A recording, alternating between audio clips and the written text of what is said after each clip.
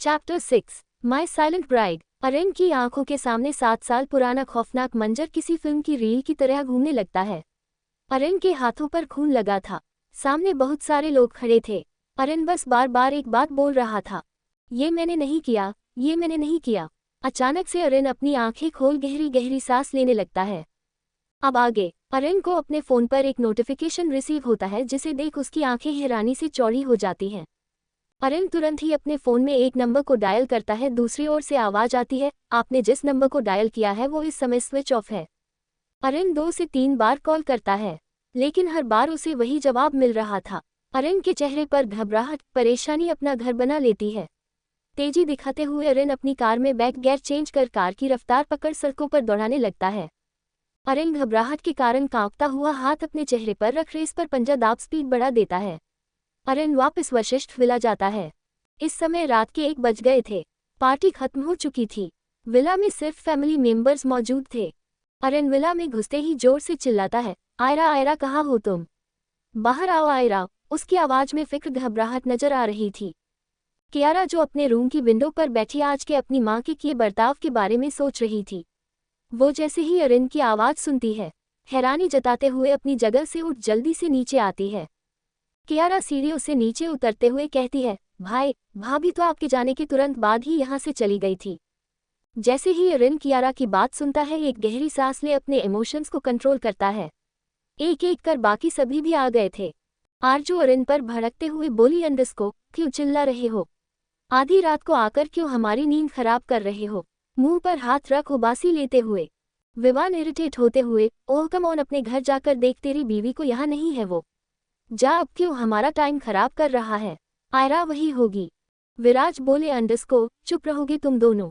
विवान और आरजू को डांटते हुए विराज अरेन की ओर देख कहते हैं, क्या आयरा घर नहीं पहुंची? सब ठीक तो है ना? अरेन की खामोशी विराज की परेशानी बढ़ा रही थी। कियारा अरेन के पास आ उससे बोली, अंडस्को भाई प्लीज कुछ बोलिए, भाभी ठीक तो है ना? कुछ बोलिए, मुझे घबराहट हो रही है। अरेन अपने मुंह पर हाथ रख अपनी परेशानी छिपाते हुए, अंडस्को विवान शायद सही कह रहा है। मुझे पहले घर पर चेक करना चाहिए। मैंने घर पर चेक नहीं किया, मैं बस उस मैसेज को। इतना कह अरेन चुप हो जाता है। वो पूरी बात बाकी सभी को बताना नहीं चाहता था। विराज को समझते देर नहीं लगती कि जरूर कुछ है जो अरेन छिपा रहा है। अरेन तेज कदमों से वापस विला से बाहर आ जाता है। जल्दी से भागकर अपनी कार में बैठ चला जाता है। विराज दरवाजे तक आते हैं। अरेन से सब पूछना चाहते थे, लेकिन अरेन उनके आने से पहले अपनी कार ले विला से जा चुका था। विराज जानना चाहते थे कहीं सच में आयरा को कुछ हो तो नहीं गया। कहीं ना कहीं अरेन के पास्ट का डर उन्हें भी था। अरेन सड़कों के कलेजे को चीरते हुए तूफान की तरह सड़कों पर अपनी कार को दौड़ा रहा था। करीब 10 मिनट में ही अरेन ने लगभग 25 मिनट का सफर तय कर लिया था। अरेन अपनी कार को सोसाइटी के बीचों बीच छोड़ दौड़ता हुआ लिफ्ट तक जाता है, लेकिन लिफ्ट भी आज उसका साथ नहीं दे रही थी। अरेन लिफ्ट का बटन प्रेस करता है।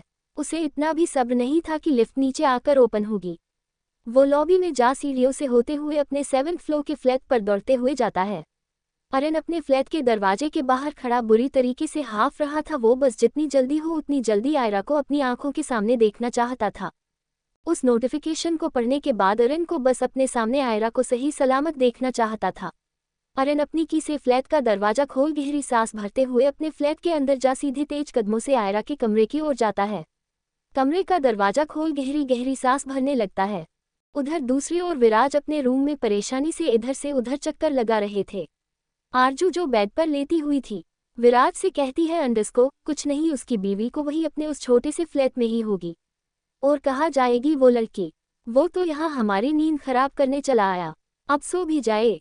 विराज आरजू पर चिल्लाते हुए कहता है, सो जाओ, कैसे सो जाओ? अरे तुम्हें अरेन पसंद नहीं, लेकिन कम से कम उस लड़की के लिए तो थोड़ी हमदर्दी रख लो। ना जाने ऐसा क्या हुआ होगा जो अरेन इतनी परेशानी में यहाँ आयरा को ढूंढने आया था। कोई तो बात हुई होगी जो वो इतना परेशान था आयरा के लिए। कहीं ना कहीं मेरी गलती है, मुझे आयरा को यहाँ से जाने ही नहीं देना चाहिए था। आरजू चिढ़ते हुए कहती है, बस वही दोनों नजर आते हैं आपको तो? उन दोनों के अलावा और भी बच्चे हैं आपके, जब देखो बस आयरा अरेन का नाम जपते रहते हो। विराज गरजते हुए, तुम्हें अब आयरा से क्या दिक्कत है? भूल गई उसकी शादी विवान से होने वाली थी, वो तो लास्ट मोमेंट पर। आरजू बस अब और कुछ नहीं सुनना मुझे, उबिक लेते हुए, अच्छा हुआ उस गूंगी से शादी नहीं हुई मेरे बेटे की, मुझे सोना है। आपको यूँ सारी रात वॉक करनी है तो करिए, इतना कह पलटकर सो जाती है। दूसरी ओर अरेन एक गहरी सांस भर खुद को रिलैक्स कर रूम के अंदर आ जाता है। अरेन आयरा के सराहने पर खड़ा हो एक गहरी सांस भर अपने मन ही मन थैंक गॉड।